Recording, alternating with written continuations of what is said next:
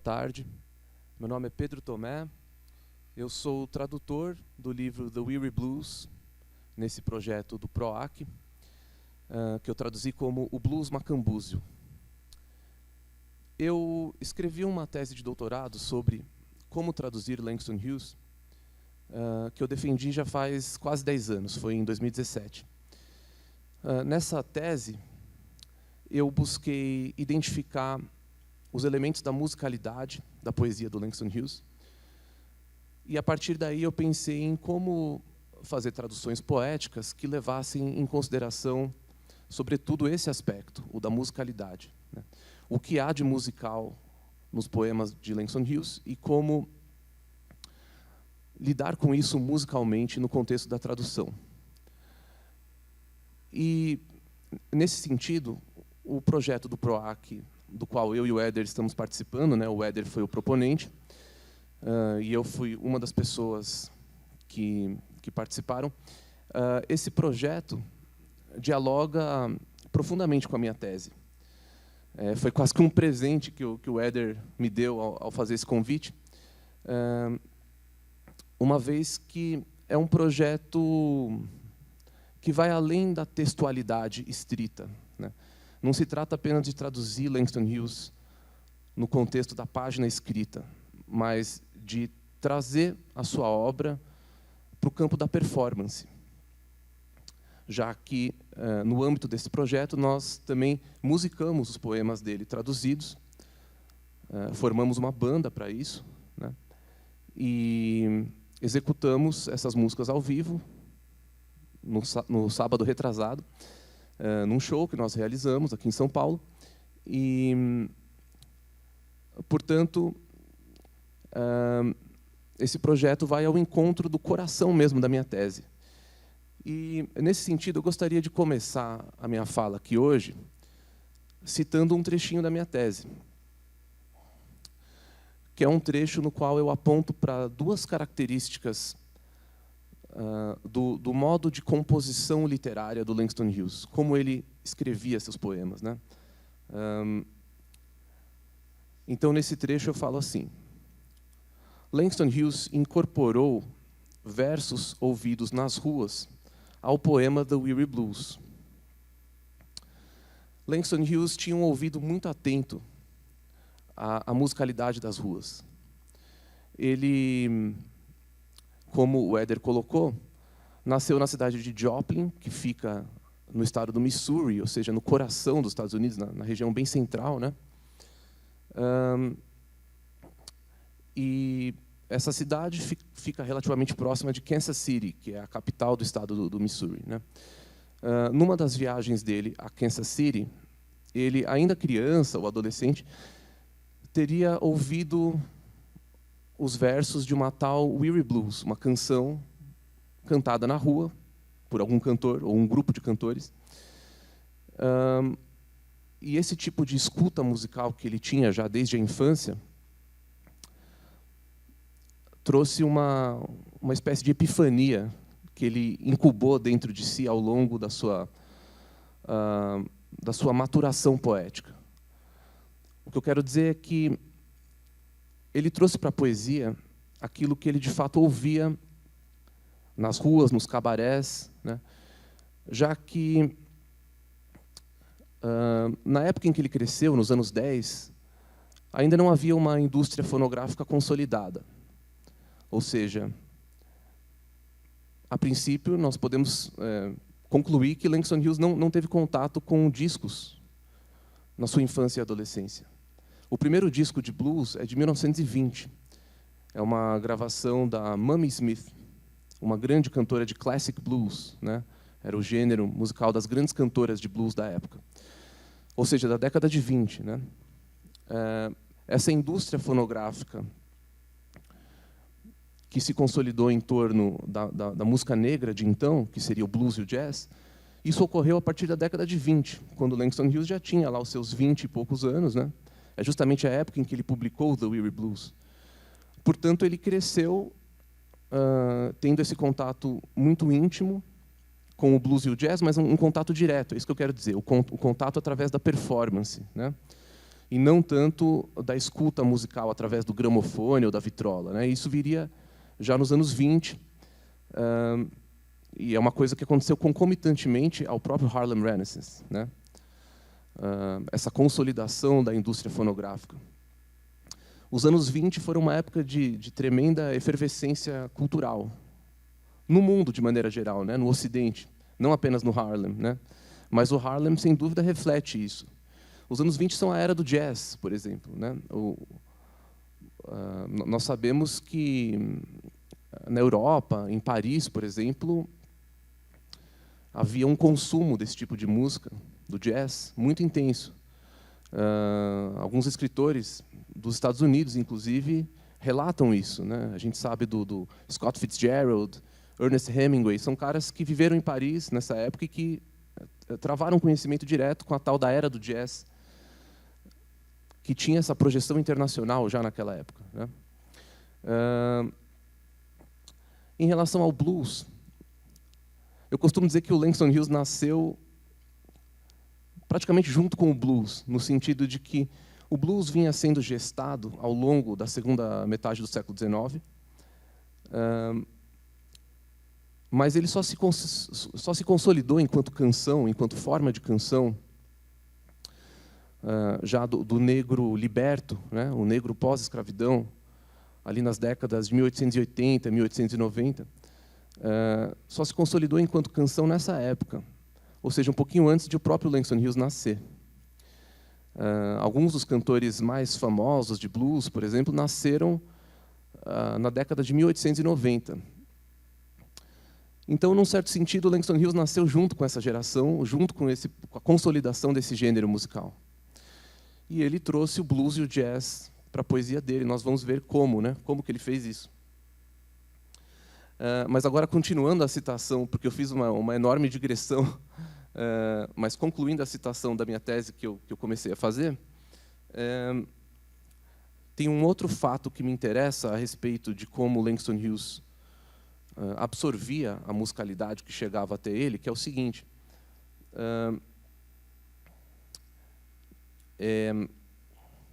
o Langston Hughes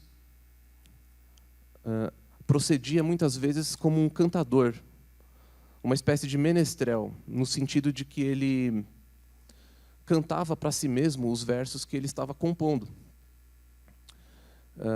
Ele, digamos assim, testava vocalmente aquilo que a sua mente estava ruminando ali, os textos, os versos, né?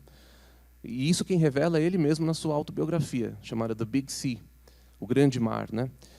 Nessa autobiografia ele relata como ele muitas vezes tinha o hábito de caminhar pelas ruas, recitando para si mesmo os versos ainda em fase de criação. Não só recitando, como cantarolando, ou seja, ele procedia mesmo como um cantador ao criar esses poemas. E isso está no coração do nosso projeto aqui, né? Esse diálogo intenso com a musicalidade.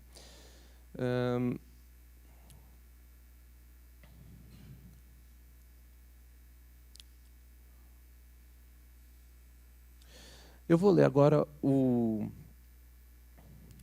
resumo dessa minha palestra de hoje, né, que consta lá no site do evento, que diz o seguinte: mesclando a oralidade das ruas, os ritmos entrecortados do jazz e o folclore bluseiro com a retórica política de uma voz sapiencial, o livro The Weary Blues representa um marco literário na história dos Estados Unidos, seja por suas inovações no plano da linguagem, seja pelo seu testemunho do poder da música e cultura negras, constituindo assim um verdadeiro manifesto estético-político da negritude.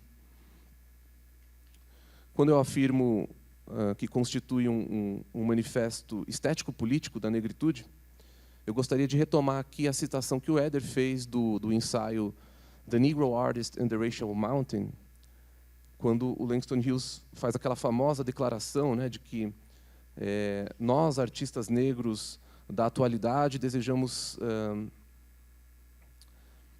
pretendemos expressar nossos eus de pele negra sem medo ou vergonha. Então, é um manifesto estético no sentido de incorporar as estéticas da negritude, da canção negra, da cultura negra de maneira geral, ou das culturas negras, né? E político como consequência desse mero ato de incorporar tais estéticas, né? O que eu quero dizer é que Langston Hughes é, muitas vezes, um artista engajado, politizado, no plano semântico dos poemas, quando ele faz denúncias do racismo, quando ele ousa sonhar. Mas ele, mesmo quando não aborda diretamente esses temas, a pura e simples incorporação estética dessas formas de canção negras é, por si só, um ato político, sobretudo naquele contexto, naquele momento histórico, né?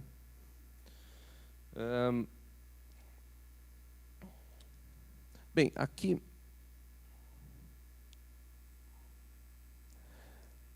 nós temos um exemplo de 12-bar blues. É a canção St. Louis Blues, composta pelo compositor W.C. Handy, e uma das execuções mais famosas dessa música é da cantora Bessie Smith, que era uma das grandes cantoras do classic blues que estava em voga na época, né? A Bessie Smith, inclusive, chegou a conhecer o Langston Hughes num evento no Harlem, e era uma das cantoras preferidas dele, como ele deixa claro nesse livro aqui, Famous Negro Music Makers, né? Músicos negros famosos, escrito pelo próprio Langston Hughes, e no qual ele enumera uma série de artistas que ele considera essenciais, né, artistas negros, entre eles a Bessie Smith e o Duke Ellington também, que o Éder mencionou na palestra dele. Nessa época nós tínhamos o blues chamado blues rural, ou country blues, né, que em geral era executado por um cantor acompanhado de violão, ou seja, era aquele formato violão e voz, né. Porém, esse subgênero de blues, que talvez seja o blues mais de raiz, né, aquele mais primordial, no sentido cronológico, histórico mesmo, né, lá do delta do Mississippi, né, na região do delta do Mississippi, esse tipo de blues demorou mais para ser gravado. Ele passou a ser gravado a partir da década de 30. Agora, o blues das classic blues singers, né, as cantoras de jazz famosas, foi gravado antes e ele teve um grande apelo comercial na época, né? Essas cantoras cantavam um blues mais arranjado, no sentido de ter um arranjo musical mais de banda mesmo, e não tanto aquele blues rural, individual, né, de voz e violão. Não, elas cantavam acompanhadas de banda, com bateria, baixo, clarinete, né, instrumentos de sopro, que é mais ou menos o formato da banda que a gente acabou criando aí para a nossa performance. Então, essas classic blues estavam muito em voga nos anos 20 e certamente influenciaram a concepção de blues do Langston Hughes, né? Bom, esse formato do 12-bar blues é uma estrutura de canção que muitas vezes é confundida com o próprio blues, né? Em geral, se entende que o blues se resume ao blues de 12 compassos, o que não é bem verdade. Existem outras maneiras de estruturar as letras de blues, né? Mas essa, sem dúvidas, é a mais consagrada. O que significa 12-bar blues? É o blues de 12 compassos, né? Mas 12 compassos distribuídos como, né? O que significa o blues de 12 compassos? São 12 compassos por estrofe. Qualquer pessoa que já tenha ouvido bastante blues, né, já tenha uma certa familiaridade com o blues, já ouviu esse tipo de estrutura, em que um primeiro verso é pronunciado, depois esse verso é repetido com alguma variação, mas, em geral, pouca variação, e, em seguida, nós temos um terceiro verso conclusivo. Esse verso conclui o raciocínio, digamos assim, por vezes com uma espécie de autoironia, por vezes com um tom de sabedoria, por vezes um tom de lamento, por vezes um tom de um tom humorístico, cômico, né? Ou de comentário social, mesmo filosófico, né? É uma espécie de silogismo do blues, né? Uma proposição, outra proposição, que no caso é basicamente a mesma proposição repetida, né? Com algumas nuances, e por fim uma conclusão. Agora, o estudioso Stephen C. Tracy, que escreveu um livro crucial chamado Langston Hughes and the Blues, esse estudioso alega que Langston Hughes, ao trazer o formato do 12-bar blues para a página escrita,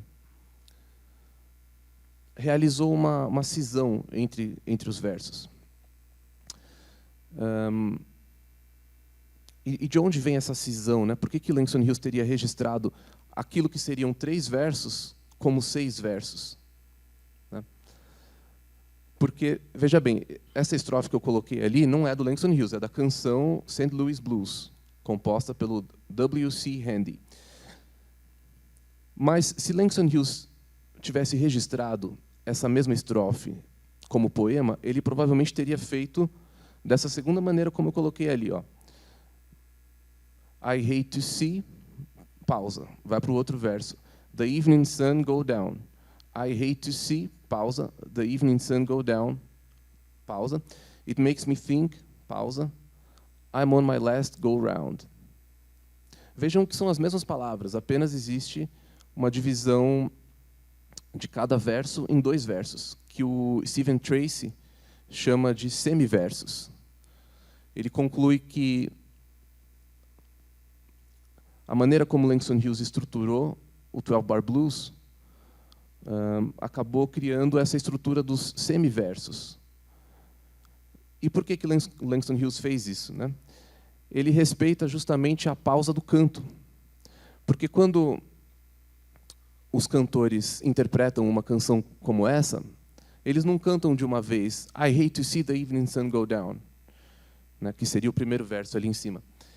Eles, em geral, cantam I hate to see, aí tem alguma passagem instrumental, né, da banda, e a voz faz uma breve pausa. Em seguida, a voz retoma, né, The evening sun go down, que seria a segunda metade do verso.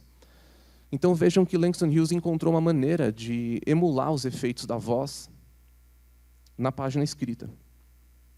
E é isso que ele faz em diversos poemas. Apenas a título de exemplificação, né, eu vou dar um play nessa música aí para vocês entenderem do que eu estou falando, né?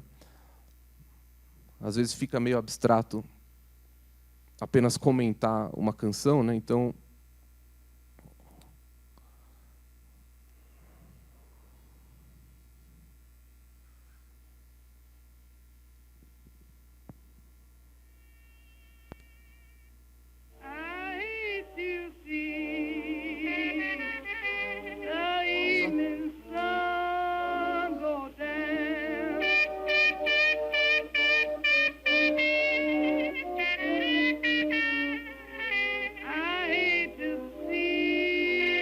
a pausa novamente.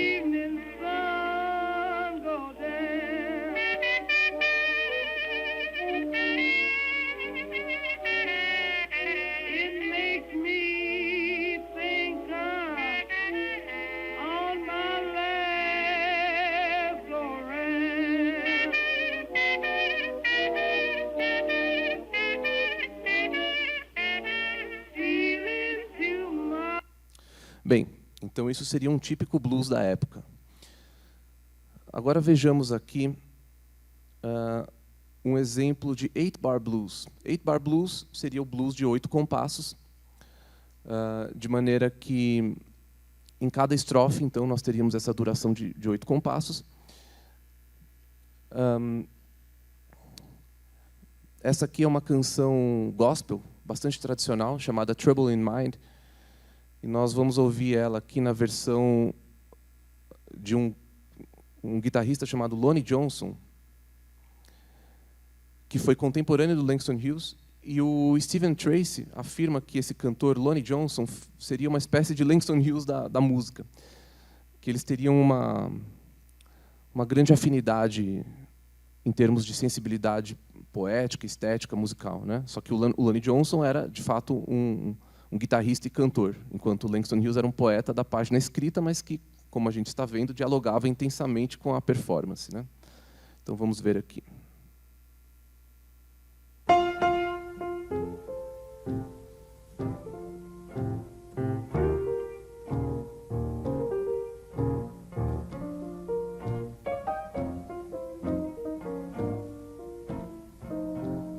Trouble in my armor blue, but I won't be blue always, 'cause the sun gonna shine in my back door someday.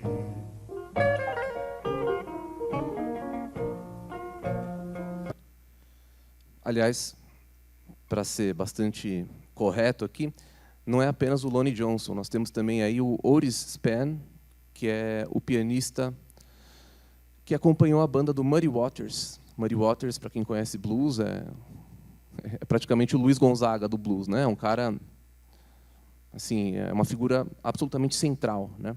O Muddy Waters, apenas fazendo aqui um breve parênteses, ele é do Mississippi. A partir dos anos 40, ele foi descoberto, entre aspas, né, por pessoas que pesquisavam música de raiz naquela região dos Estados Unidos, né, e a partir daí começou a ser gravado. O Muddy Waters, nesse momento, como ele viu essa oportunidade se abrir para ele basicamente subiu o rio Mississippi, né. O Éder mostrou aqui na palestra dele os caminhos da grande migração afro-americana, né, ao longo do século XX. Ou seja, muitas pessoas fugiram do sul, onde ainda vigoravam as leis Jim Crow, que eram leis que instituíam a segregação racial. Basicamente, a segregação racial era legalizada nos estados do sul, naquele momento histórico. E havia também o Ku Klux Klan, uma série de violências, né, sociais contra aquela população, de tal maneira que eles passaram a buscar melhores oportunidades no norte.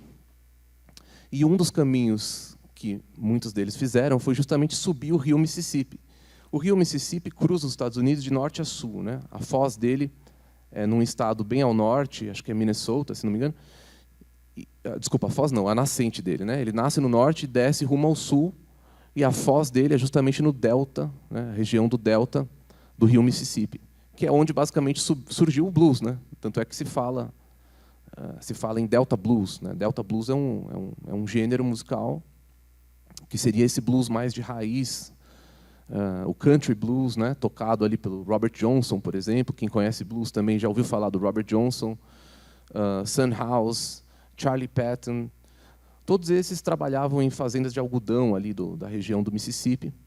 E o próprio Muddy Waters também. O Muddy Waters é um pouquinho posterior, né? Mas ele começou a carreira dele, então, justamente nos anos 40, só que, ao contrário desses que o antecederam, que eu acabei de mencionar, né? O Son House, Charlie Patton, etc., o Muddy Waters viu essa janela da possibilidade de ir ao norte se abrir a ele, de tal maneira que ele, como muitas outras pessoas negras da época, como eu disse, subiu o rio Mississippi rumo ao norte e foi parar em Chicago. E lá, como se sabe, ele foi um dos grandes criadores do Chicago Blues, que já é o blues pós-guerra, né? Pós-segunda guerra, eu digo, ou seja, no final dos anos 40, que já é um blues elétrico, é um blues de banda, né? Diferentemente do blues, das classic blues singers que eu mencionei antes, que eram cantoras que transitavam entre o jazz e o blues, né, e que tinham lá aquelas bandas com instrumentos de sopro, piano, bateria, contrabaixo.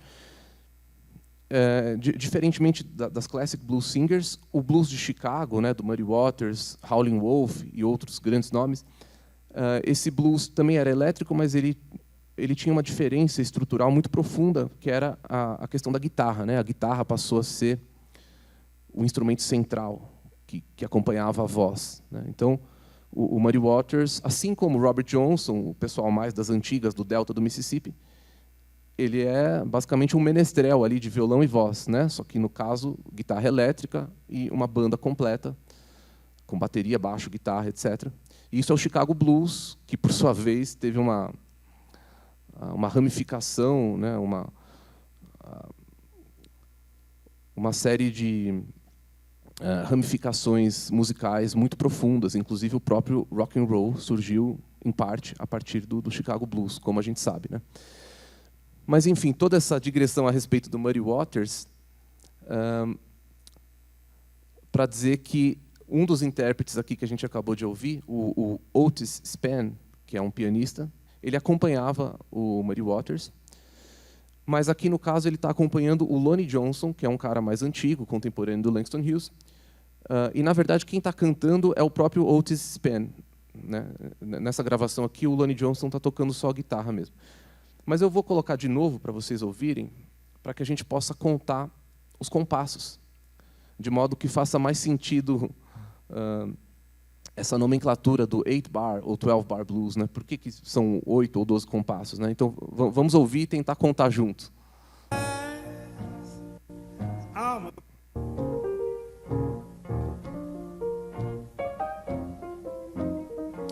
Então, vejam que o blues é muito demarcado, né? Então a gente tem basicamente 4 pulsos ou 4 tempos por compasso. Fica fácil contar se você estala os dedos ou bate o pé, né? Então vamos ver. 1, 2, 3, 4. Um compasso. 2, 3, 4. Esse foi o segundo compasso. 2, 3, 4. 2, 3, 4. 2, 3, 4.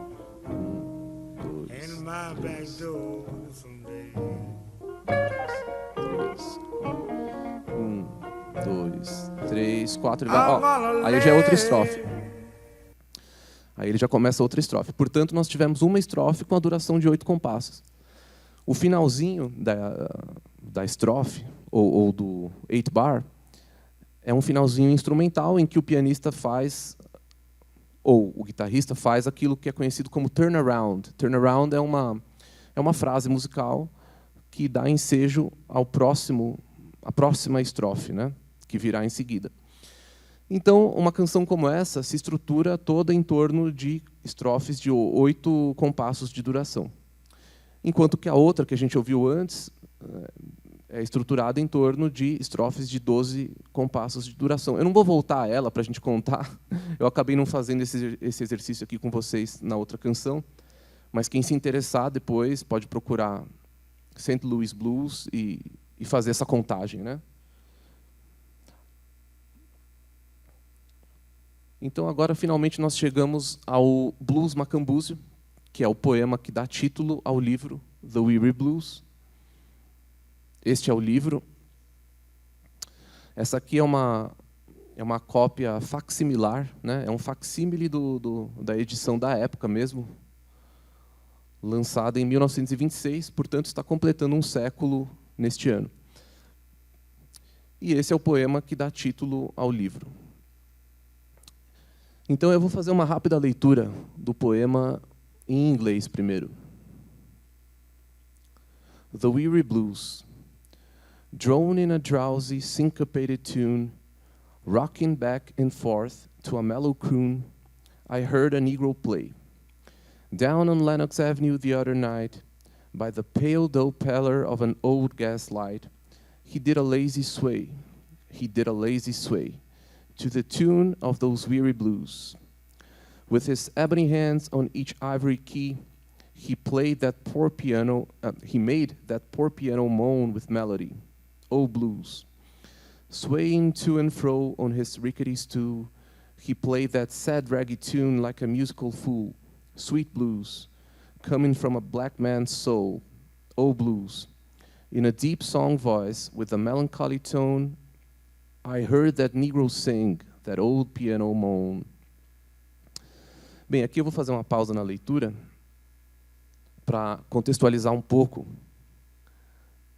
o que está sendo descrito nesse poema. É um poema descritivo, ou mesmo narrativo, em que o eu lírico está assistindo a uma performance num palco do Harlem, né?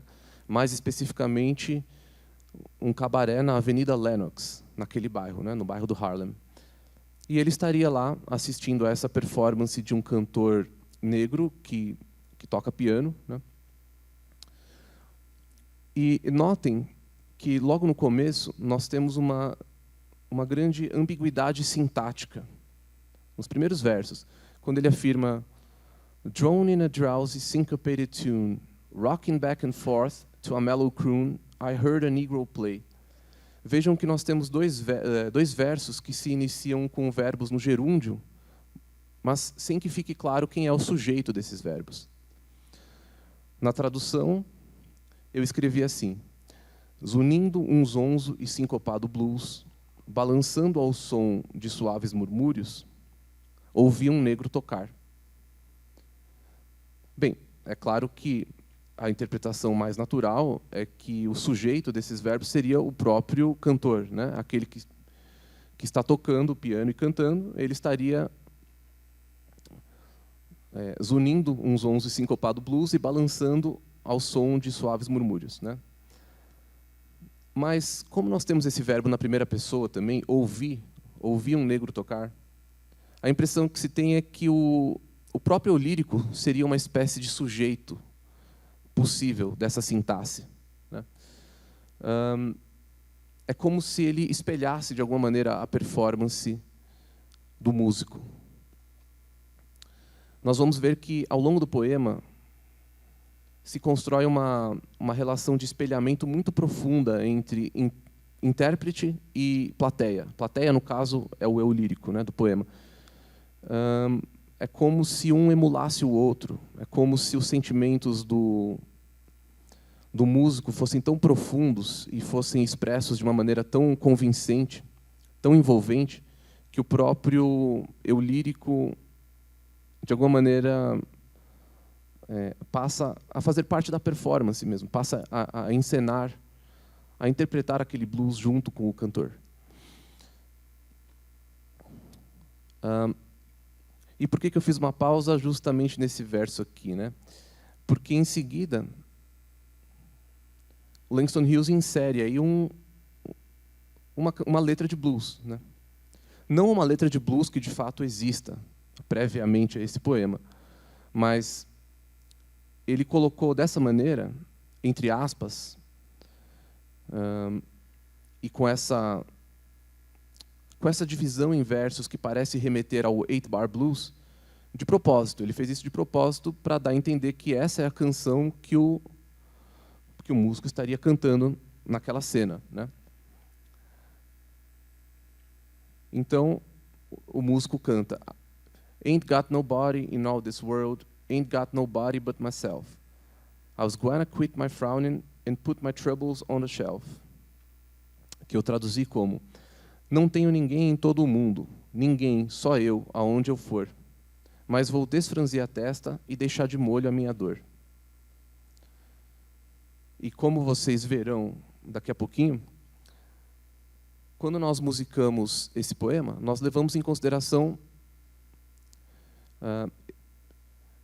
esses momentos em que o eu lírico dá a palavra ao cantor, certo? Então, durante boa parte da nossa canção que nós fizemos aqui, né, ao musicar esse poema, esses versos aqui, os versos iniciais, eles são, eu não vou dizer recitados, eles são cantados de fato, mas não dentro de uma estrutura de 8-bar ou 12-bar blues. Agora, quando chega nesse ponto aqui, que de fato seria a canção daquele músico, aí sim a nossa canção também vira um 8-bar blues, no caso, né?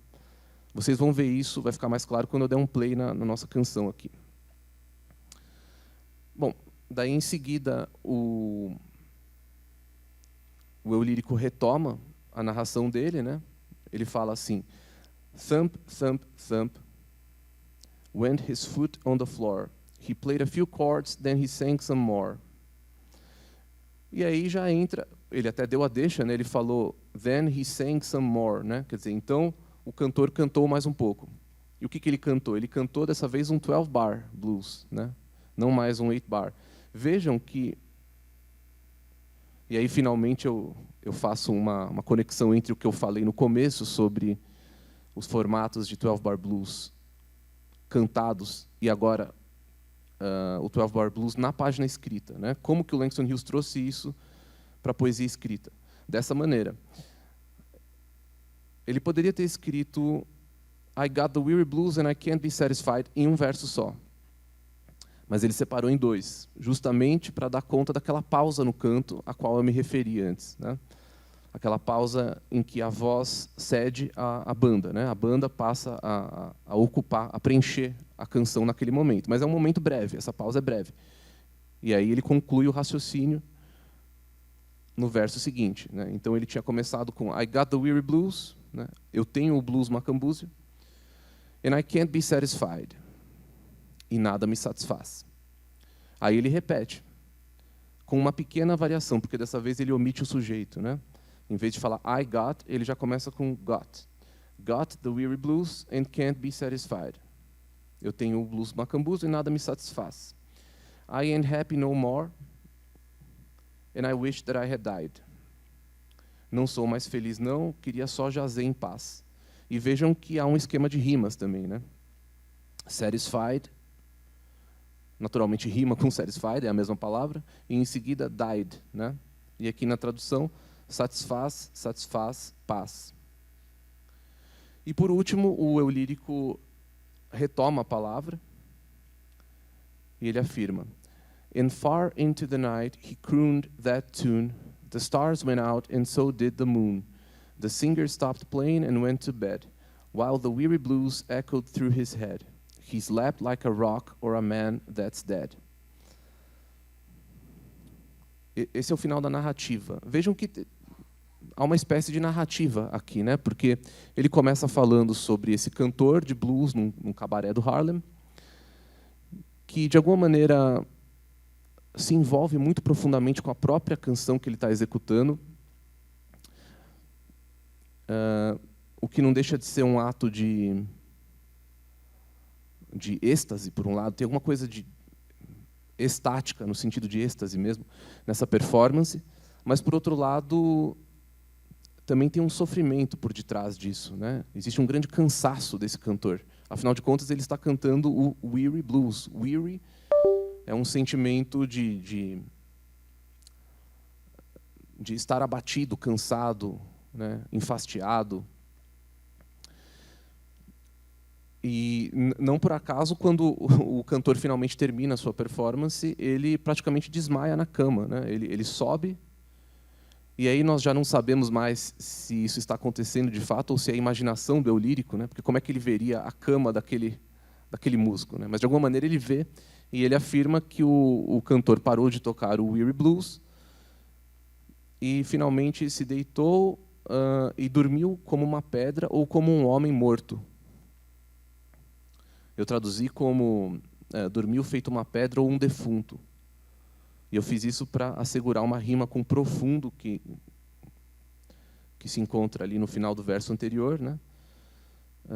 De modo a fazer jus com a rima dead head, né? Esse par de rimas aí do final. É um poema muito intenso, repleto de recursos sonoros, né? Nós temos, por exemplo, logo no comecinho aqui, uma rima entre tune e croon. Depois a palavra play rima com sway, night rima com light, e assim por diante. É um poema repleto de rimas.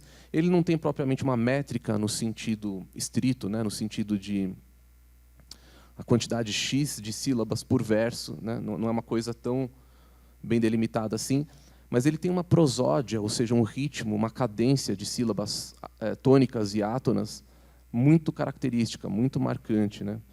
Então, drone in a drowsy syncopated tune, rocking back and forth to a mellow croon, né? Essa alternância entre tônicas e átonas. E também as aliterações, né? ou seja, as repetições de consoantes cujos sons sejam similares. Então, droning a drowsy, né? Já começa assim, com essa aliteração bem marcante, né? Entre os sons de D e R. Droning, drowsy, que eu traduzi como zunindo um zonzo, com bastante ênfase no som do Z, né? No segundo verso também, eu tentei fazer uma aliteração entre os sons de S, né? Balançando ao som de suaves murmúrios. E assim por diante. Eu não vou também exaurir os aspectos tradutórios desse poema. Acho que seria interessante, então, nós ouvirmos aqui a versão musicada. Só queria avisar a produção que agora, então, eu vou tirar o cabo P2 do celular e inserir no computador. Não sei se eu já posso. Sim. Tá.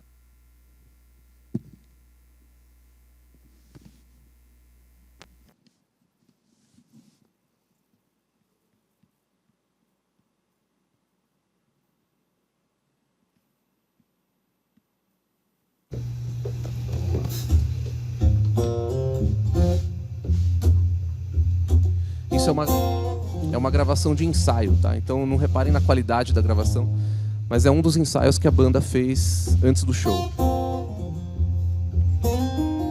Oi. Sim. Ah, sim. Sim. Sim. Zunindo um zonzo e sincopado blues, balançando ao som de suaves murmúrios, ouvi o negro tocar. Na avenida Lennox, a outra noite, uma luzinha base fosca de holofote se balançou no ar. Oh, oh, se balançou no ar.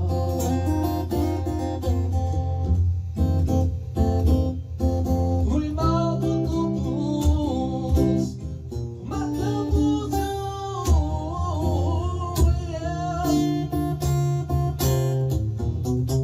romãos de ébano pelo marfim do teclado.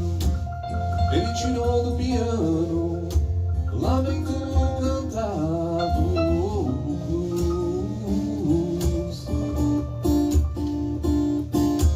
Pra frente e pra trás na banqueta bamba, tocou aquele roto blues como um tolo que samba. Doce blues vindo da alma de um homem negro.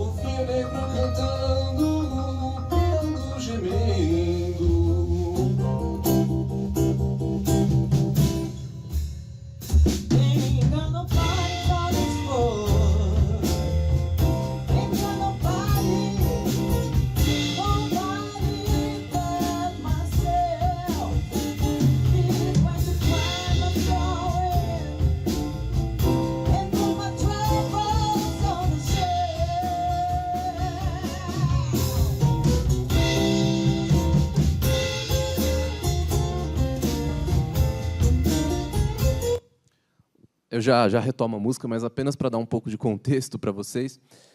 Essa banda tem como membros eu no violão e guitarra, em alguns momentos na voz também, né?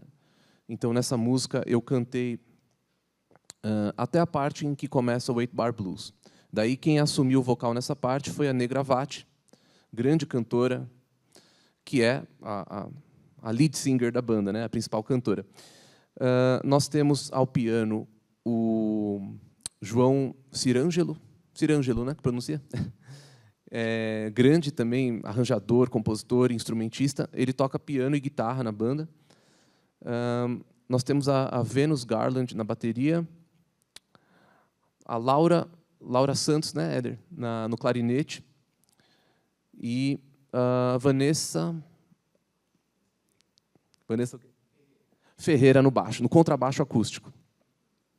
Então, é uma banda completa, muito similar ao tipo de banda que havia nos anos 20, lá naquele contexto das classic blues singers que eu mencionei. E reparem que, de maneira proposital,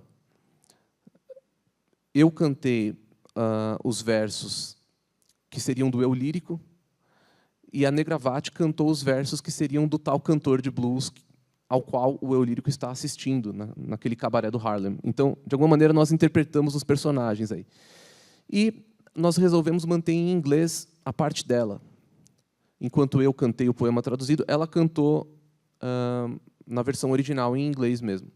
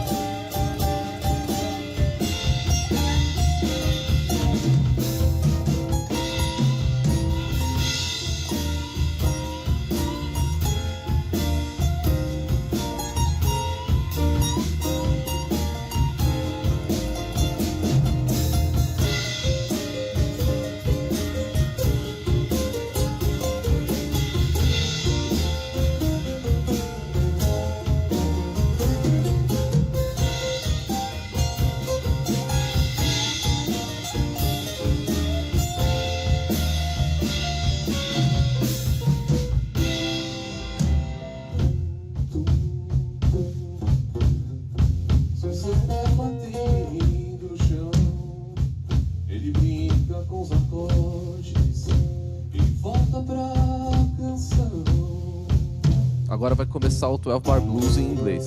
Essa parte aqui, ó. Quem quiser contar os 12 compassos, sinta-se à vontade.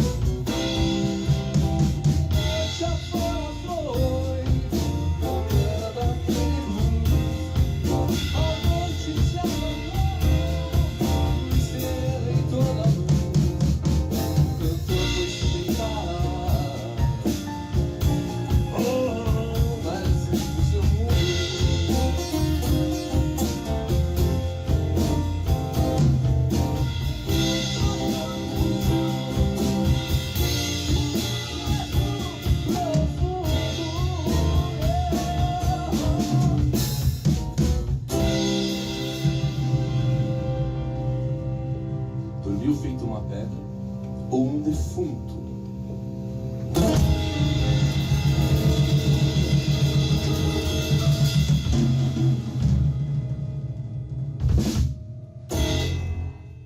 Bem, a gravação não tá lá essas coisas. Caramba!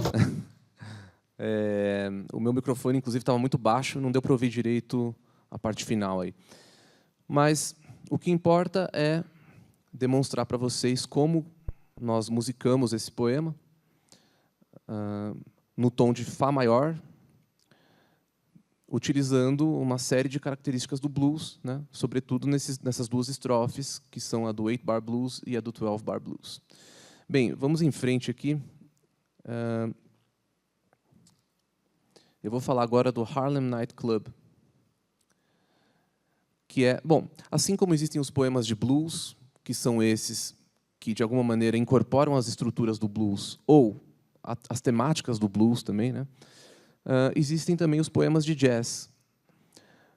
Nos poemas de jazz, Langston Hughes, em geral, faz referência a bandas de jazz, a performances nos cabarés, né? Sempre, ou quase sempre, num clima de alegria, de dança, né? Uma coisa meio festiva mesmo, embora haja também referências a situações de solidão, de exclusão social, etc. Mas o fato é que, de uma maneira geral, os poemas de jazz têm essa aura de celebração, certo? Esse aqui, por exemplo, Harlem Night Club. Do ponto de vista mais formal do poema, né, mais estético, os poemas de jazz, claro, eles são mais soltos do que os de blues, no sentido de não aderirem a uma estrutura típica, a uma fórmula, né? Até pelo fato de o próprio jazz em si ser um gênero musical um pouco mais livre em termos de estruturação rítmica ou harmônica do que o blues. Mas então, como que Langston Hughes fez jus à musicalidade de jazz na sua poesia, né? Em grande parte, dialogando com o caráter do improviso, a improvisação jazzística, a imprevisibilidade jazzística, o caráter vanguardista do jazz, né? Então, por exemplo, ele faz alguns experimentos tipográficos mesmo. Como vocês podem ver aqui nesse poema, nós temos algumas palavras que misturam letras minúsculas e maiúsculas, dando a entender que há uma diferença de ênfase entre cada uma das repetições dessas palavras. Então vamos ler o poema aqui rapidamente. Sleek black boys in a cabaret, jazz band, play, play, play. Tomorrow, who knows? Dance today. Vejam que tem algo de colagem aí nos procedimentos do Langston Hughes. É uma coisa meio fragmentária, frases sem uma estruturação sintática tão tradicional, né?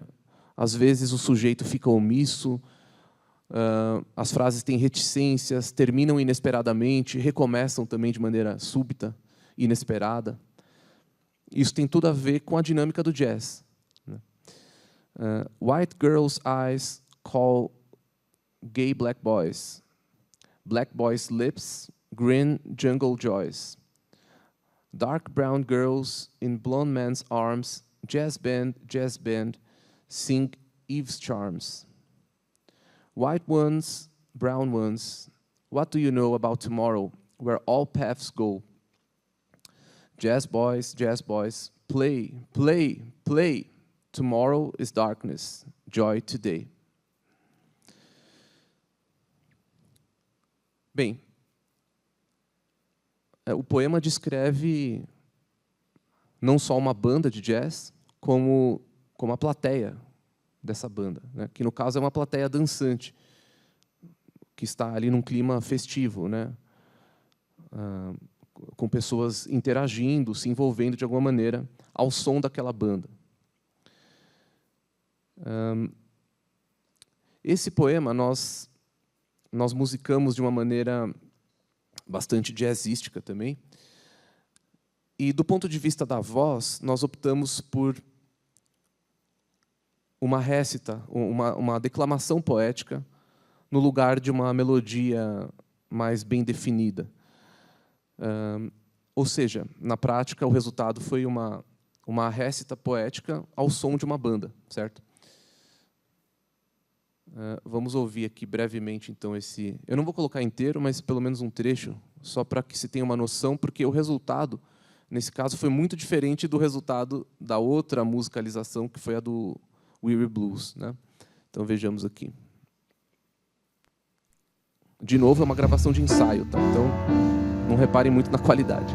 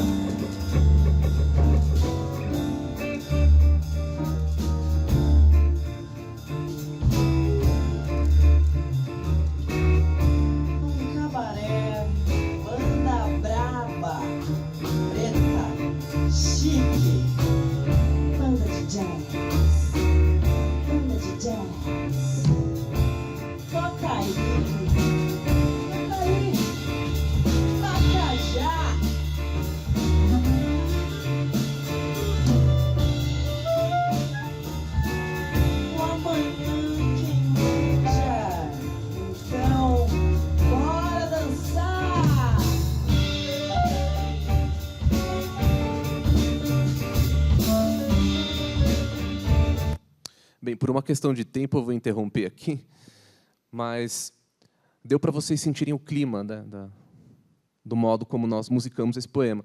É uma banda de jazz improvisando em cima de poucos acordes e a Negravati fazendo uma récita em cima desse corpo sonoro que nós criamos, né?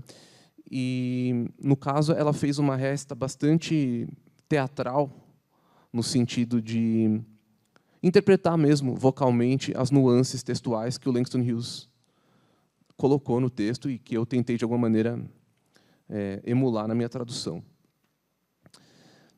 Uma coisa que me norteou nas traduções, pensando agora de maneira bastante prática, porque quando um tradutor se vê diante de poesia, ele tem que fazer jus a diversos elementos, para além do sentido estrito, né? Para além daquele sentido mais superficial. Já que, no caso da poesia, existem diversos elementos formais que também transmitem sentido, para além daquele conteúdo semântico mais imediato. No caso, eu estou falando, claro, de rimas, aliterações, cadência dos versos, etc., sim, sem dúvidas, mas, para além disso, nós temos também uma questão de tom, o tom da enunciação poética. E aqui eu gostaria de fazer um comentário sobre os tons poéticos que coabitam na poesia do Langston Hughes, porque é uma poesia muito mais complexa do que poderia parecer a princípio. Langston Hughes é muitas vezes considerado um poeta da simplicidade, digamos assim, já que ele tem esse caráter bastante direto na sua enunciação. Ele é bastante assertivo, muitas vezes. Ele não busca o rebuscado. Ele busca se expressar de maneira bastante direta e, não por acaso, foi considerado, por parte da crítica literária, como um populist poet, um poeta popular. E, sem dúvidas, ele é. Isso faz parte de uma estética, inclusive. Mas isso não significa que não haja toda uma variedade de tons num simples livro como esse. Não estou nem falando da carreira dele como um todo, mas nesse livro nós temos os poemas de blues, os poemas de jazz, nós temos poemas um pouco mais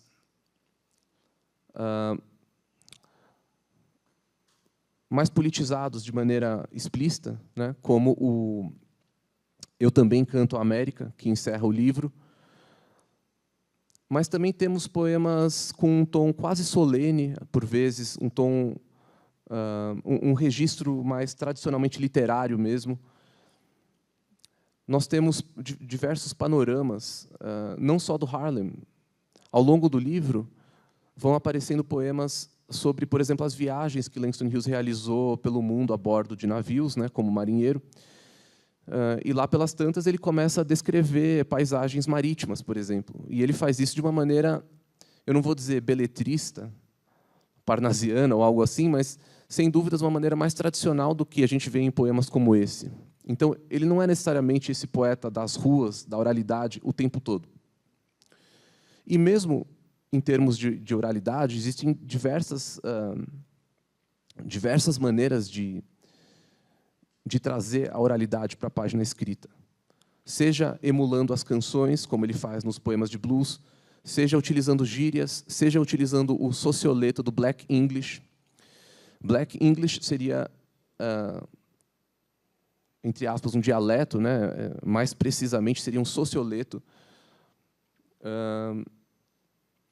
Basicamente seria a forma ou as formas de falar inglês dos afrodescendentes, que já são variadas por si só, essas formas, né? Não existe só um Black English, me parece, né? Mas, sim, sem dúvidas, existem marcas da oralidade, especificamente do Black English, por exemplo, aqui, retornando ao poema anterior, quando ele fala "ain't got nobody", em vez de "I don't have anybody", seria entre aspas, o mais correto, o mais tradicional gramaticalmente falando, mas ele, de maneira proposital, busca trazer essa fala mesmo, essa fala negra para o texto. Então, ele afirma, "Ain't got nobody in all this world."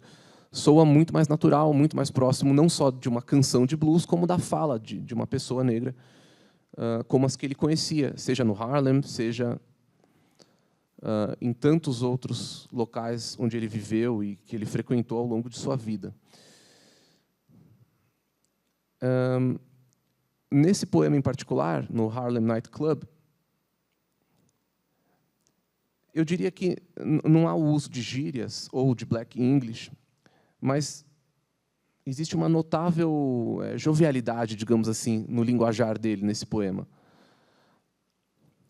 E eu tentei trazer isso para um contexto mais abrasileirado e atualizado também, através do uso de algumas gírias, como aqui no caso, banda braba, né? Inclusive, originalmente, eu tinha traduzido assim, de maneira até um pouco mais radical, digamos assim. Ó os caras, na estica, mó zica. Na estica como uma gíria que significa elegante, né? Já que a palavra sleek, logo aqui no comecinho do poema, significa elegante. No fim das contas, eu acabei optando por traduzir o sleek por chique, que de quebra soa parecido com sleek, né? Chique.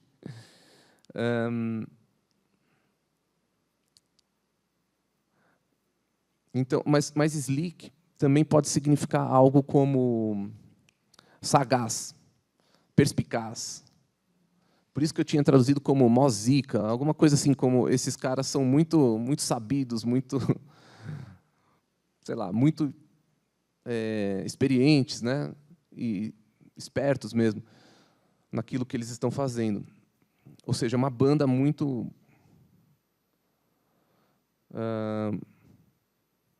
uma banda muito boa, colocando de maneira simples, né? Agora, como que eu traduzi isso? Esses dois sentidos de sleek, né? É uma palavra polissêmica, ela tem mais de um sentido.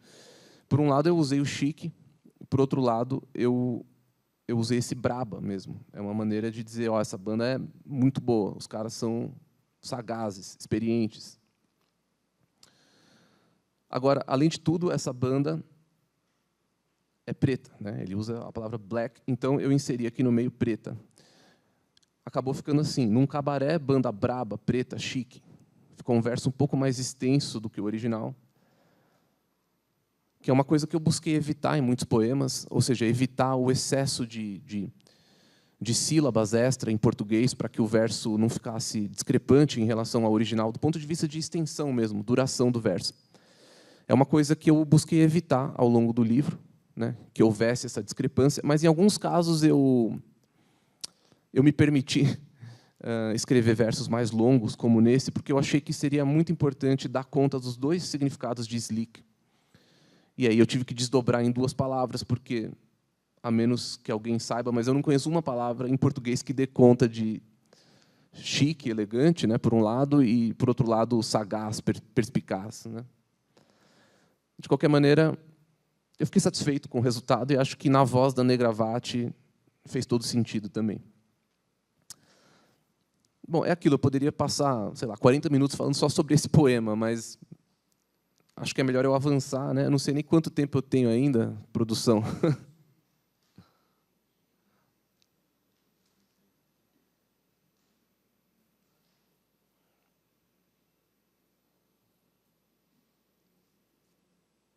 Esse não... Ah, tá. Eu não sei quanto tempo. Ele ligou o microfone para falar que não sabe quanto tempo.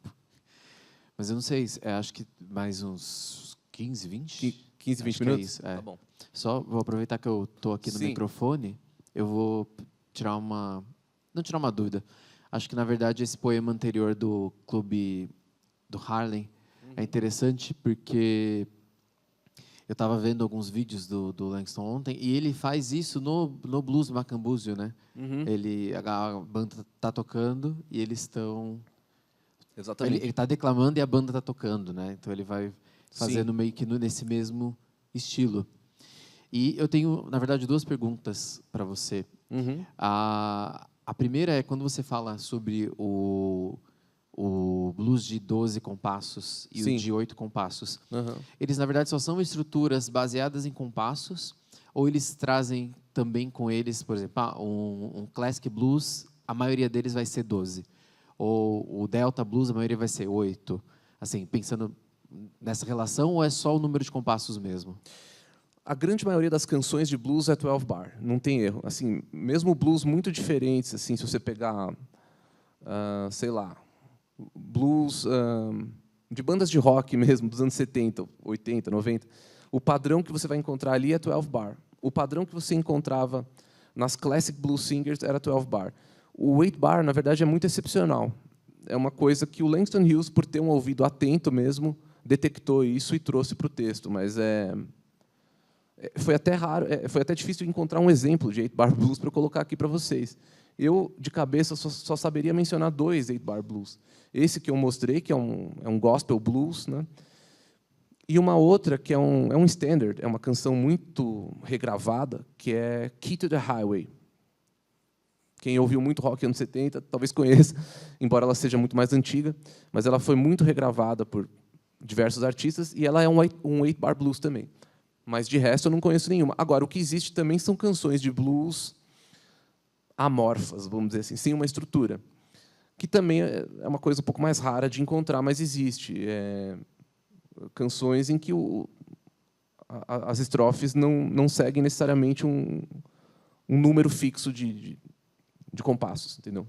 Entendi. E a minha outra pergunta é sobre o blues macambúzio, porque quando a gente fez esse projeto, a ideia era que a gente colocasse o nome do projeto com o nome traduzido do livro. Só que a gente não sabia como traduzir The Weary Blues, assim, numa palavra que contextualizasse tudo isso. Então, foi uma coisa que a gente chegou nesse título, seja do show, seja do livro, depois que a gente conheceu o Pedro. Então, eu queria saber como que você chegou dessa palavra, macambúzio, para traduzir o Weary Blues, porque para a gente já foi difícil. Sim. Então, para você decidir sobre isso. Sim, ótima pergunta. Olha, esse poema eu já tenho uma relação muito longa com ele, porque na minha tese eu já tinha trabalhado nele.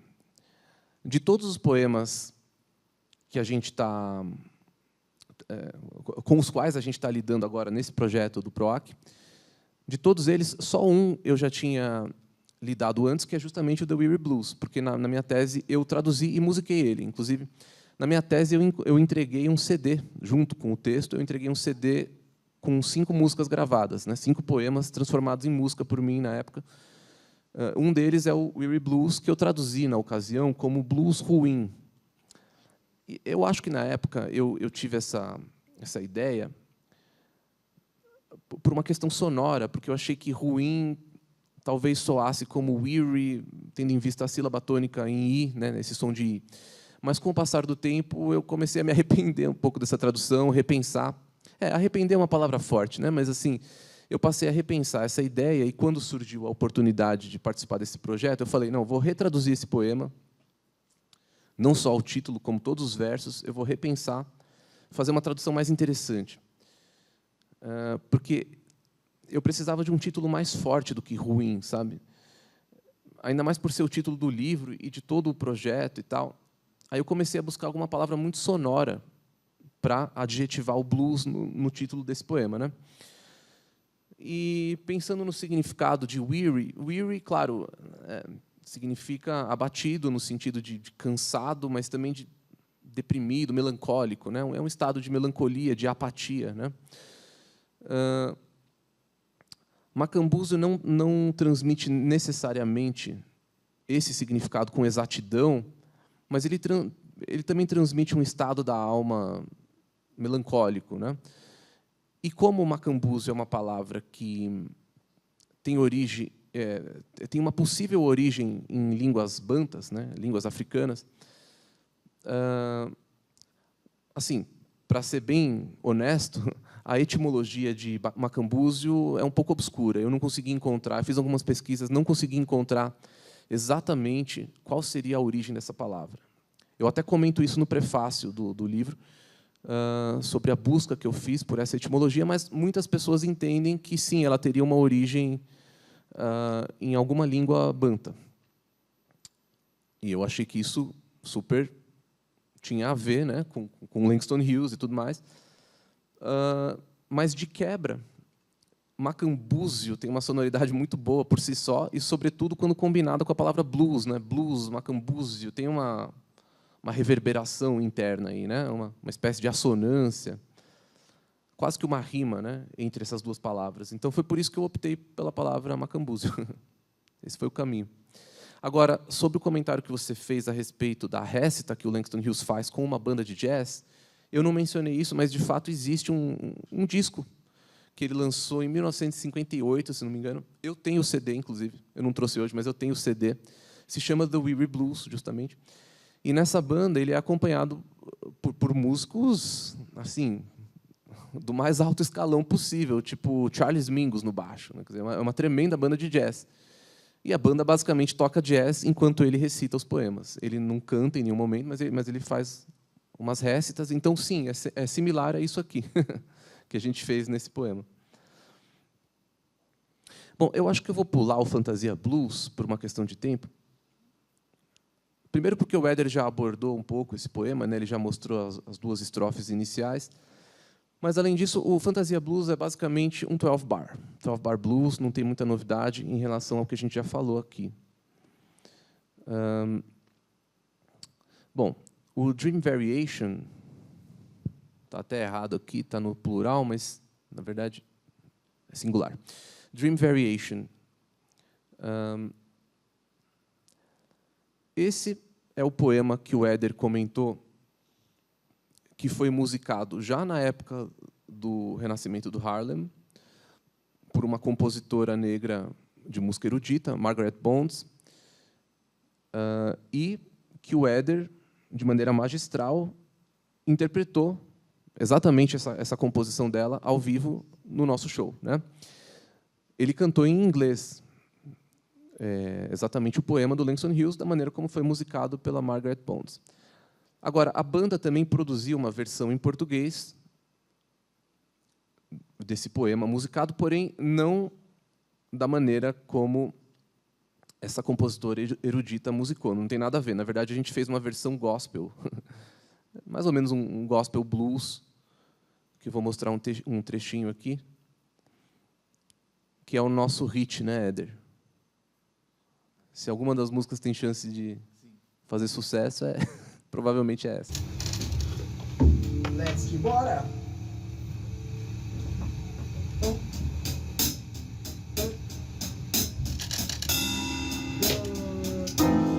Balançar meus braços sob o sol em algum canto de lugar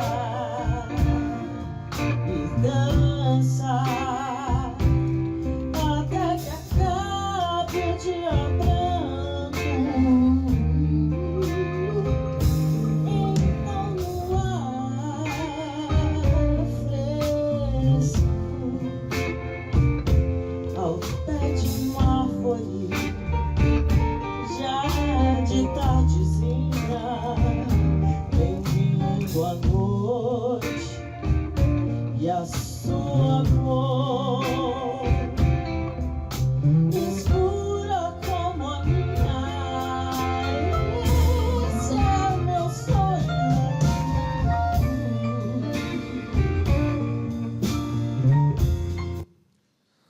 Bom, infelizmente, eu não vou deixar a canção inteira, mas é isso. É basicamente um gospel blues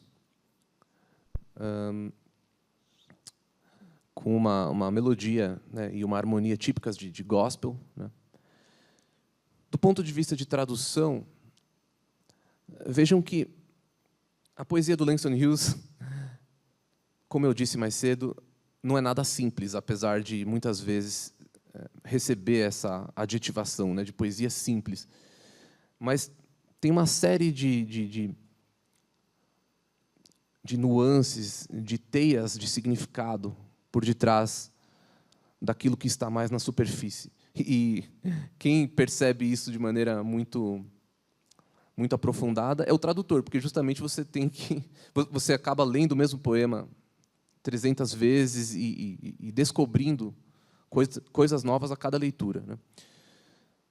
Então, por exemplo, uma característica muito típica do Langston Hughes, nesse livro principalmente, é assim, espalhar rimas ao longo do poema que às vezes estão distantes, né? Estão até distantes uma da outra, e você, talvez numa primeira leitura, até passe batido, né? Mas aí você, quando vai traduzir, claro, não necessariamente você tem que seguir o critério de manter todas as rimas, mas é um desafio ao qual eu me propus. Então, eu busquei ser bastante rigoroso com a questão das rimas, porque eu entendo que elas são ecos, né? Como se fossem ecos dispersos ao longo de um poema. No caso do Langston Hughes, eu acho que isso tem um efeito estético muito profundo, essa repetição de sons, ou, por vezes, até repetição de versos inteiros, quase na sua integridade, apenas com pequenas alterações, e ele faz isso de maneira muito nítida nesse poema, Dream Variation. O próprio título já deixa claro, né? Uma variação de sonho. Ou seja, ele propõe um sonho e ele mesmo varia alguns aspectos desse sonho na segunda estrofe. A segunda estrofe é quase que uma irmã gêmea da primeira, com algumas alterações. O que me faz pensar no caráter cíclico e repetitivo do próprio blues, me faz pensar nas improvisações jazzísticas em torno de um tema, ou seja, um certo tema melódico é proposto por algum membro da banda, e em cima desse tema ocorrem repetições com eventuais alterações, etc. Nesse sentido, eu passei a entender a própria tradução poética como mais uma variação possível para esse sonho do Langston Hughes, né? Mais um espelhamento, mais uma possível derivação do próprio improviso que ele está fazendo. Porque o que eu quero transmitir para vocês é que o que o Langston Hughes faz é muito profundo, num certo sentido, culturalmente falando, folcloricamente falando.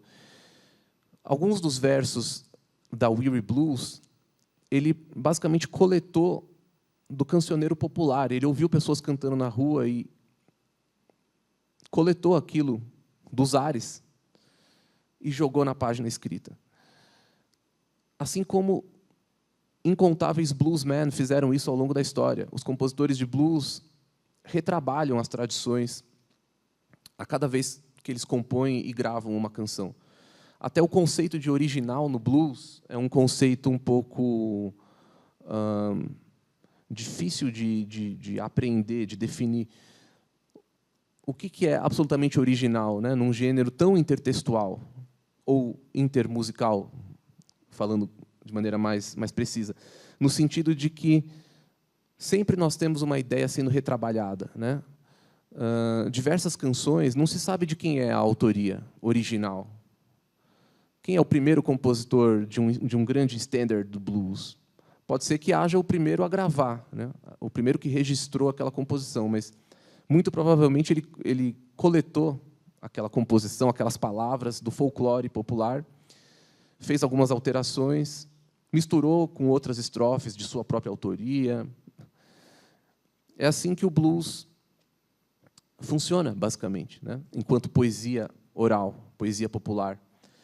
E o Langston Hughes faz isso não só com o blues, mas com a própria poesia dele, porque muitas vezes ele repete o que ele mesmo fez, mas propondo variações. Por isso que eu acho que esse título é tão expressivo, esse Dream Variation, né? E o tradutor é uma espécie de nova persona nessa cadeia intertextual. O tradutor vai fazer mais uma versão ainda, mais um improviso jazzístico, ou mais uma variação bluseira daquilo que chega até ele, que é o texto original, certo? Essa variação tem certas consequências, no sentido de aproximação e distanciamento. Sempre é possível alguém, diante de um texto bilíngue, apontar diferenças, dizendo, olha, mas aqui o tradutor se afastou muito, né? Nesse outro ele está mais colado no original. Tanto é que bom, eu não vou me alongar muito, prometo, mas o conceito de fidelidade, por exemplo, quando se fala muito em tradução fiel ou infiel ao original, né, esses conceitos, tanto de fidelidade quanto de original, são muito problematizados nos estudos da tradução. Isso é uma questão acadêmica que eu não vou abordar aqui assim brevemente, né? Mas só para dizer que é muito libertador entender que eu também posso ser um poeta, claro, sempre me mantendo conectado ao espírito do texto de partida, sim, não só ao espírito de maneira etérea, assim, mas a todos esses elementos formais que eu mencionei, rima, ritmo, etc., mas também com uma certa liberdade para propor a minha variação, certo? Em certa medida, todo tradutor faz isso, admita ele ou não. Muitos não admitem e se propõem muito fiéis ao texto original, né? Mas, como eu disse, a fidelidade é um conceito bastante problematizado nos estudos de tradução atuais, né? Dito tudo isso, eu diria que, nesse poema em particular, e acho que em boa parte do livro, eu consegui me manter relativamente próximo, relativamente colado, vamos dizer assim, nos versos do texto do Langston Hughes. Então, só para dar um exemplo aqui, e com isso finalizar também minha fala, vejam que ele rima aqui, por exemplo, tree com me. Beneath a tall tree. Obviamente, árvore, em português, né, a tradução para tree, não vai rimar com dark like me, né, escura como eu. Aí, nesse caso, o tradutor tem que praticar alguns malabarismos linguísticos para chegar em resultados como esse, né? Tardinha, dando a entender que é o fim da tarde, porque ele fala disso, né? Ele fala aqui em evening, no verso anterior. Tardinha, no diminutivo, achei que era cabível no contexto desse poema, e, de quebra, rima com minha, né? Mas aí o escura como eu virou escura como a minha. Porque, no caso, eu inseri o elemento cor aqui também. Aí eu estou falando uma cor escura como a minha, né? Enquanto no original ele fala a noite escura como eu, né? Então tem essas pequenas nuances na tradução. Acho que eu fiz isso em vários poemas. Mas, enfim, eu teria aqui mais alguns poemas para comentar. Preparei uma apresentação muito longa, na verdade, e acho que já deu meu tempo. Teria uma série de poemas aqui, mas quem sabe fica para uma futura conversa, né? Não sei se alguém teria algum comentário, alguma dúvida.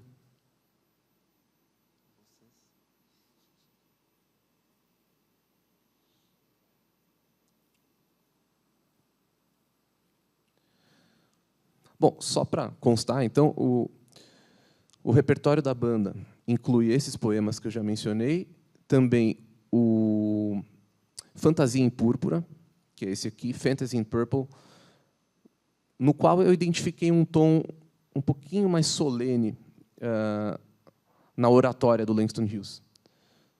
Como eu falei agora há pouco, né, a poesia dele não deve ser subestimada no sentido de não se deve imaginar que ele simplesmente adota um tom de enunciação poética e entra no modo automático e não sai mais disso, né? Não, ele propõe uma série de modos de expressão. E, nesse poema, eu detectei algo um pouquinho mais, vamos dizer, formal no jeito dele de tratar a questão da própria morte, né? Um poema que fala sobre a própria morte. E aí eu traduzi aqui usando um verbo na segunda pessoa do plural, né? Batucai. E aí esse poema foi musicado utilizando diversos instrumentos de percussão, né? Éder e a Negravati fez uma resta em cima disso. Esse outro também, o Danse Africaine, também fizemos desse jeito, ou seja, percussão e uma resta poética, né? Não propriamente uma melodia, mas antes uma resta mesmo. E o Eu Também, que é um dos poemas mais emblemáticos dele, um dos mais famosos, Eu Também Canto a América, né, uma frase célebre dele, e que nós musicamos no formato de um samba que o João Cirângelo compôs, e que ficou incrível também. O Negro Fala de Rios, eu musiquei ele no formato de uma espécie de blues com viola caipira. Eu não vou entrar nesse tema agora, porque senão eu não vou mais parar de falar sobre isso. Mas, basicamente, é uma canção de um acorde só, basicamente o acorde de Ré maior na viola caipira, e uma série de melodias com algumas influências árabes, influências de blues, enfim. Mas é isso. Com isso, eu encerro aqui a minha fala. Muito obrigado a todos e até uma próxima.